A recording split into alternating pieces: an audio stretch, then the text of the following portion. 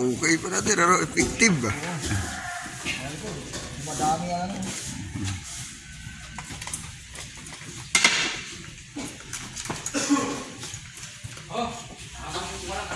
Kapal niya, papaliit o papalaki? Papalaki, apal. Ang bilang. Yan, yan ko.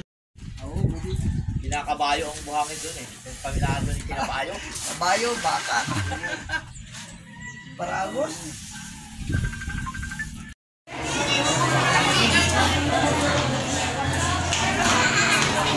Ay, habol, Imperial Youth.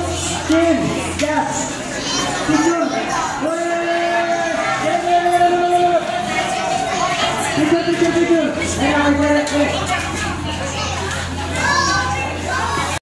Hindi, 200 nga lang inabot ng galang. Alam mo, parang, sabi ko, parang nasa nag-cheese nito.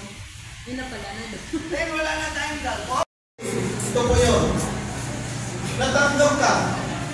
Ang gusto mo, bakit natanggap? Bakit natanggap ka, hindi ka naman qualified? Ano po yun? Gracias. That is grace. Amen? Ako bagong ginagawa na. Umabot na ng mga 15 years bago ako mag-decide. At saka 15 years na hinihintay ng asawa ko na ako ay naging Adventist. Ang araw din niya na gusto ko yakapin at tinatawag na Adventist World. Nakikita ko kasi maganda kayo kasama. Mabait, nakakatuwa. Kahit minsan na nakipagpituan ako sa mga elders, nakikita ko sa sarili nila na masaya ba na parang dadalhin ka kung anong sitwasyon nila ngayon. Pero bago sa lahat yan, magpasalamat muna ako sa mga taong tumulong sa akin. Banggitin ko pangalan, una-una, si Doc Aba. Siya ang unang Adventist na nakilala ko na talagang nagbigay sa akin ng mga libro, babasahin ko. Pangalawa, ang tao ay si Mr. Albert Arando. Kasi habang nag-iisip ako noon, yung problema ko na ano dapat ang gagawin ko. Halimbawa, magalit ako, o kaya magalit ako sa isang tao, o kaya kung paano kung gagawin na sundin ang sinasabi sa Adventist na maging magandang tao ka sa maging maka-Diyos. Siya Sa kaparaanan na tayo maka-involve sa Harvest 2025.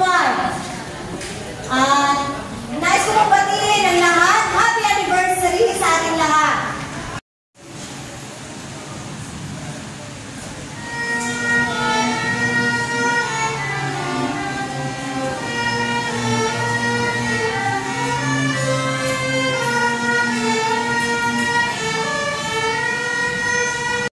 The history of Imperial Estate Church, written by Marilyn Conte, was voted and approved by the Elders Council last Saturday, March 15, 2025. To be recommended natin.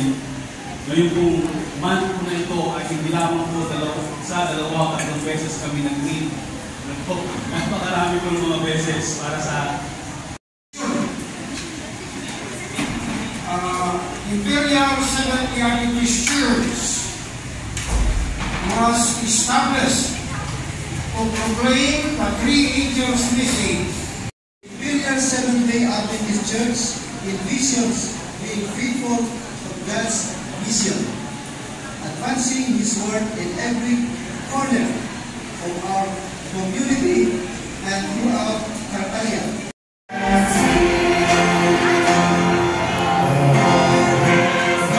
Oh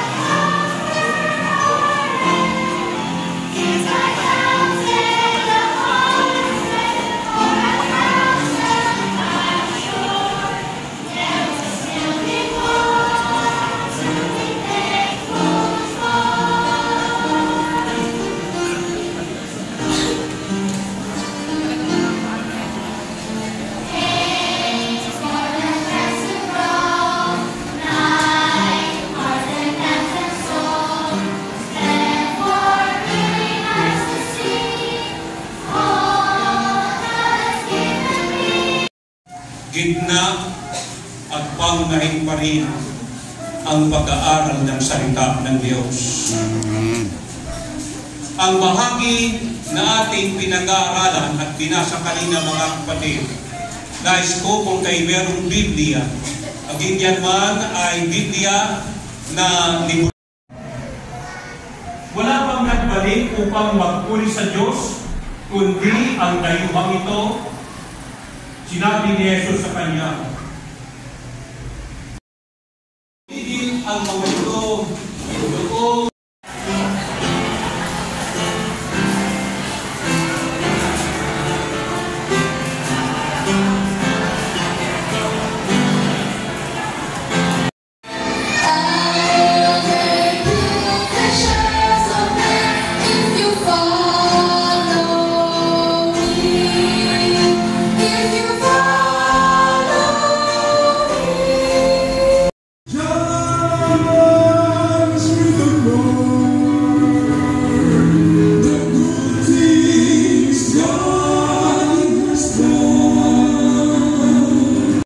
Ay may mga nightly meetings na tayo na pinagdaanan. Well, actually, nung June, July, kasama niyo ko as layman. And meron tayong nightly meeting noon doon sa gym. Then nasundan pa yun ng dalawa. No, before mag-end yung 20. There was this time, nag-uusap kami ni Elder Harris about dun sa gagawin kong research para po sa masters ko. And then, sabi niya, about po kasi sa dengue prevention yun, sabi ni Sir Harris, "Oh, Eman, sakto kasi doon sa Italia, may mga..." Tinanong ko si JC kanina, kahapon, what will be the theme of my inspirational message this afternoon. Ang ibigay niya sa akin ay yung tema ng ating anniversary.